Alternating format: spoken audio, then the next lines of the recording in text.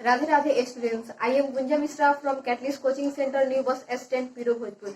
आज के इस वीडियो में देखेंगे 11th क्लास के केमिस्ट्री का पहले चैप्टर का न्यूमेरिकल का पार्ट 1। आज का टॉपिक है मोल कॉन्सेप्ट, यानी पहला चैप्टर है यहाँ पे रसायन शास्त्र की मूलभूत अवधारणाएं, और आज का यहाँ पे टॉपिक है मोल कॉन्सेप्ट। तो सबसे पहले मोल आज के इस वीडियो में हम देखेंगे कुछ प्रमुख तत्व और उसके संकेत और उसका परमाणु भार।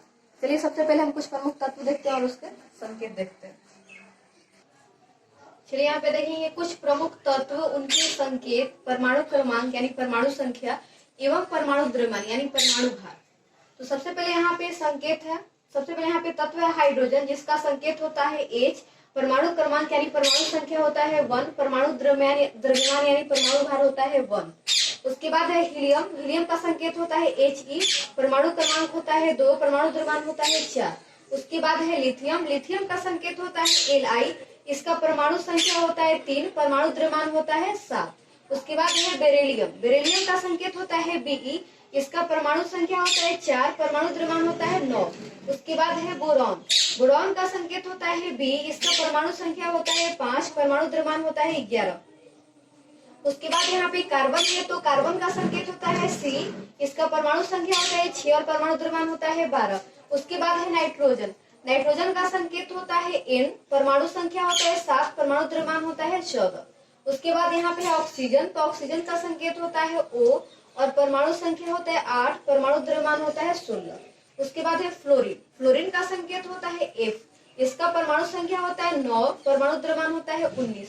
उसके बाद है नियॉन, नियॉन का संकेत होता है Ne और परमाणु संख्या होता है 10 और परमाणु द्रव्यमान 20।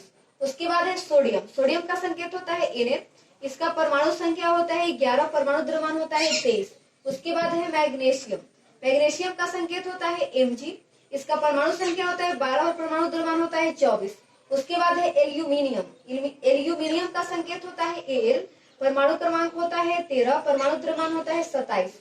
उसके बाद है सिलिकॉन, सिलिकॉन का संकेत होता है Si। इसका परमाणु संख्या होता है 14। परमाणु द्रव्यमान होता है 28। उसके बाद है फास्फोरस, फास्फोरस का संकेत होता है P। इसका परमाणु क्रमांक होता है 15। परमाणु द्रव्यमान होता है 31। उसके बाद है सल्फर, सल्फर का संकेत होता है S। परमाणु क्रमांक होता है 16। परमाणु द्रव्यमान होता है 32। उसके बाद यहाँ पे देखते हैं तत्व, यहाँ पे उसके आगे है क्लोरीन, तो क्लोरीन का संकेत होता है Cl। इसका परमाणु क्रमांक होता है 17। परमाणु द्रव्यमान होता है 35.5। उसके बाद है आर्गन, आर्गन का संकेत होता है Ar। परमाणु क्रमांक होता है 18। परमाणु द्रव्यमान होता है 40। उसके बाद है पोटेशियम, पोटेशियम का संकेत होता है K। परमाणु क्रमांक इसका होता है 19। परमाणु द्रव्यमान होता है 39। उसके बाद है कैल्शियम, कैल्शियम का संकेत होता है Ca। परमाणु क्रमांक होता है 20। परमाणु द्रव्यमान होता है 40। उसके बाद है क्रोमियम, क्रोमियम का संकेत होता है Cr। परमाणु क्रमांक होता है 24। परमाणु द्रव्यमान होता है 52। उसके बाद है मैग्नीज, मैग्नीज का संकेत होता है Mn। परमाणु क्रमांक होता है 25। परमाणु द्रव्यमान होता है 55। उसके बाद है लोहा, लोहा का संकेत होता है Fe। इसका परमाणु क्रमांक होता है 26। परमाणु द्रव्यमान होता है 56। उसके बाद है कोबाल्ट, कोबाल्ट का संकेत होता है Co और इसका यहाँ पे परमाणु क्रमांक होता है 27। परमाणु द्रव्यमान होता है 59। उसके बाद यहाँ पे है कॉपर, कॉपर का संकेत होता है Cu। इसका परमाणु क्रमांक होता है 29। परमाणु द्रव्यमान होता है 300.5। उसके बाद है जिंक, जिसको हम जस्ता भी बोलते हैं, तो इसका संकेत होता है Zn और इसका परमाणु क्रमांक होता है 30 और परमाणु द्रव्यमान होता है 65। उसके बाद है ब्रोमीन, ब्रोमीन का संकेत होता है Br। इसका परमाणु क्रमांक होता है 35। परमाणु द्रव्यमान होता है 80। उसके बाद यहाँ पे सिल्वर है, तो सिल्वर का यहाँ पे संकेत है Ag और इसका परमाणु क्रमांक होता है 47 और परमाणु द्रव्यमान 108। उसके बाद है आयोडीन, आयोडीन का संकेत होता है I। इसका परमाणु क्रमांक होता है 53 और परमाणु द्रव्यमान 127। उसके बाद है बेरियम, बेरियम का संकेत होता है Ba। इसका परमाणु क्रमांक होता है 56। परमाणु द्रव्यमान होता है 137। उसके बाद है लेड, जिसको हम सीसा भी बोलते हैं, इसका संकेत होता है Pb। इसका परमाणु क्रमांक होता है 82 और इसका परमाणु द्रव्यमान 207। उसके बाद है सोना, जिसे गोल्ड भी बोलते हैं, तो इसका संकेत होता है Au और इसका परमाणु क्रमांक होता है 79 और परमाणु द्रव्यमान 197। चलिए इसके बाद हम देखेंगे किसी यौगिक का अणुभार कैसे निकाला जाता है। इतने तत्व के संकेत और उसके परमाणु भार आपको कंठस्थ होना चाहिए, तभी आप किसी भी यौगिक का पर अणुभार आसानी से निकाल सकते हैं। चलिए उसके आगे देखते हैं किसी यौगिक का अणुभार कैसे निकाला जाता है। चलिए यहाँ पे देखते हैं, यदि किसी यौगिक का अणु सूत्र MX NY R हो तो उस यौगिक का अणु भार बराबर। तो यहाँ पे M जो है वो तत्व है और जो X है उसकी संख्या है, तो यानी M का यहाँ पे संख्या कितना है X, तो इसलिए यहाँ पे लिखेंगे X गुने M का परमाणु भार प्लस, अब यहाँ पे जो N है वो तत्व है उसकी संख्या है Y, तो यहाँ पे लिखेंगे Y गुने N का परमाणु भार प्लस, और यहाँ पे जो R है उसकी संख्या 1 है, तो लिखेंगे 1 गुने R का परमाणु भार। चलिए यहाँ पे हम निकाल कर किसी यौगिक का यहाँ पे परमाणु भार निकाल कर दिखाते हैं आपको। जैसे मान लीजिए यहाँ पे सबसे पहले यहाँ पे मान लीजिए दिया हुआ है, यहाँ पे सबसे पहले हमको निकालना है सल्फ्यूरिक अम्ल का अणु भार। तो किसी भी यौगिक का अणु भार निकालने के लिए उस यौगिक का अणु सूत्र पता होना चाहिए। तो यहाँ पे सल्फ्यूरिक अम्ल का सबसे पहले हम देखेंगे इसका अणु सूत्र क्या होता है। तो चूंकि सल्फ्यूरिक अम्ल या फिर सल्फ्यूरिक एसिड, हम लोग इंग्लिश में एसिड बोलते हैं, तो इसका नाम सल्फ्यूरिक अम्ल बोले या फिर सल्फ्यूरिक एसिड, कोई दिक्कत नहीं है। तो सल्फ्यूरिक एसिड का अणु सूत्र, तो सल्फ्यूरिक एसिड का अणु सूत्र होता है H2SO4, यानी सल्फ्यूरिक एसिड का अणु सूत्र हुआ H2SO4। हाँ, यानी हमको अणु भार निकालना है किसका, H2SO4 का अणु भार निकालना है, इसलिए यहाँ पे लिखेंगे, इसलिए H2SO4 का अणु भार बराबर।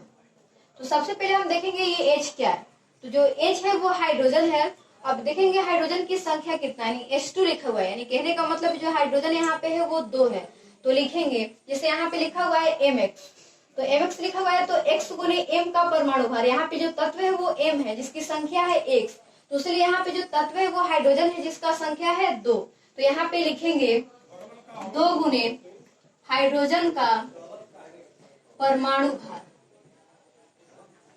2 गुने हाइड्रोजन का परमाणु भार प्लस, उसके बाद देखेंगे ये S क्या है, S जो है वो सल्फर है जिसकी संख्या यहाँ पे 1 ही दिख रहा है, तो लिखेंगे 1 गुने सल्फर का परमाणु भार।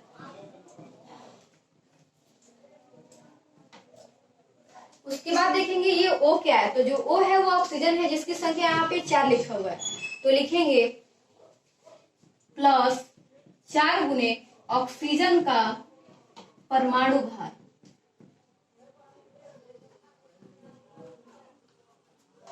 अब यहाँ पे लिखेंगे 2 गुने हाइड्रोजन का परमाणु भार, तो अभी आप तुरंत देखें हाइड्रोजन का परमाणु भार 1 होता है, तो 2 गुने 1 प्लस 1 गुने सल्फर का परमाणु भार, तो 1 गुने सल्फर का परमाणु भार होता है 32, तो सल्फर का परमाणु भार हो जाएगा यहाँ पे 32 प्लस, उसके बाद है 4 गुने ऑक्सीजन का परमाणु भार, तो 4 गुने ऑक्सीजन का परमाणु भार होता है 16, तो यहाँ पे 16 हो जाएगा, 2 में 1 से गुना करेंगे तो 2 प्लस 1 में 32 से गुना करेंगे तो 32, और 16 में 4 से गुना करेंगे तो 64,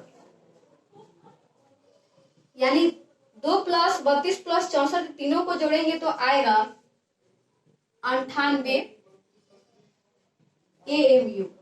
AMU का मतलब होता है एटॉमिक मास यूनिट, यानी परमाणु द्रव्यमान इकाई, यानी सल्फ्यूरिक एसिड यानी H2SO4 के यहाँ पे आ गया अणु भार 98 AMU।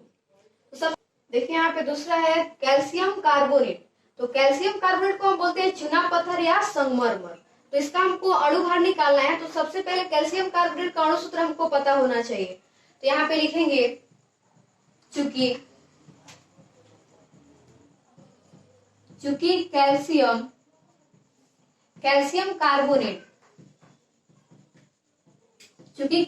कार्बोनेट का अणु सूत्र बराबर,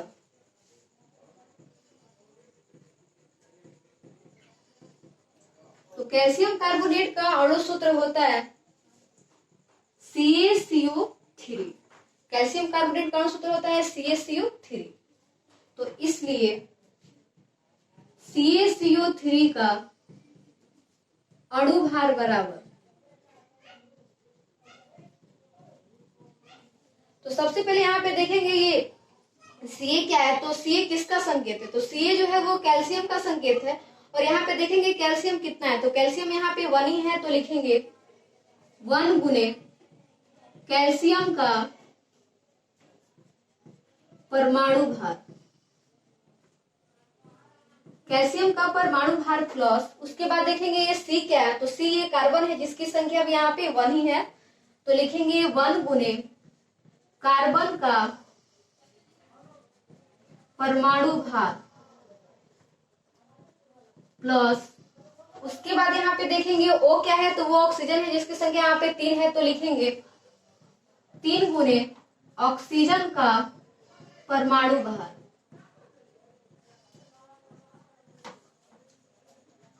तो सबसे पहले देखेंगे कैल्शियम का परमाणु भार, तो कैल्शियम का परमाणु भार होता है 40, तो यहाँ पे हो जाएगा 1 गुने 40 प्लस यहाँ पे कार्बन का परमाणु भार, तो कार्बन का परमाणु भार होता है 12, तो यहाँ पे हो जाएगा 1 गुने 12 प्लस 3 गुने ऑक्सीजन का परमाणु भार होता है 16, तो यहाँ पे 16 लिखेंगे। अब 1 में 40 से गुना करेंगे तो 40 प्लस 1 में 12 से गुना करेंगे तो 12 प्लस 3 में 16 से गुना करेंगे तो 48, तीनों को जोड़ेंगे तो आ जाएगा 100 AMU। यानी यहाँ पे कैल्शियम कार्बोनेट यानी संगमरमर का यहाँ पे निकाले हम अणुभार, तो आ गया 100 AMU। चलिए 3 नंबर में है जल का अणुभार ज्ञात करें। तो जल का अणुभार निकालने के लिए सबसे पहले जल का अणु सूत्र हमको पता होना चाहिए। तो चूंकि जल का अणु सूत्र होता है, जल का अणु सूत्र होता है H2O, तो इसलिए H2O का अणुभार बराबर, तो यहाँ पे H2 जो हाइड्रोजन H है हाइड्रोजन, इसकी संख्या यहाँ पे 2 है, तो लिखेंगे 2 गुने हाइड्रोजन का परमाणु भार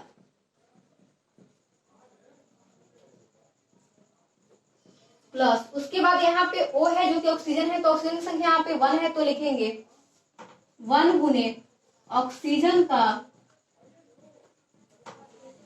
परमाणु भार, तो 2 गुने हाइड्रोजन का परमाणु भार होता है 1, तो 2 गुने यहाँ पे 1 हो जाएगा प्लस 1 गुने ऑक्सीजन का परमाणु भार होता है 16, तो हो जाएगा 1 गुने 16। यहाँ पे हम 2 में 1 से गुना करेंगे तो 2 प्लस 16 में 1 से गुना करेंगे तो 16, 2 प्लस 16 जोड़ेंगे तो हो जाएगा 18 AMU, यानी एटॉमिक मास यूनिट, परमाणु द्रव्यमान इकाई। AMU का मतलब होता है एटॉमिक मास यूनिट, जिसको हिंदी में बोलेंगे परमाणु द्रव्यमान इकाई, यानी H2O। जल का यहाँ पे हम अणुभार निकाले तो आ गया 18 AMU। चलिए इसी पे कुछ यौगिक देते हैं, उसका अणुभार आप लोग खुद से निकालिएगा।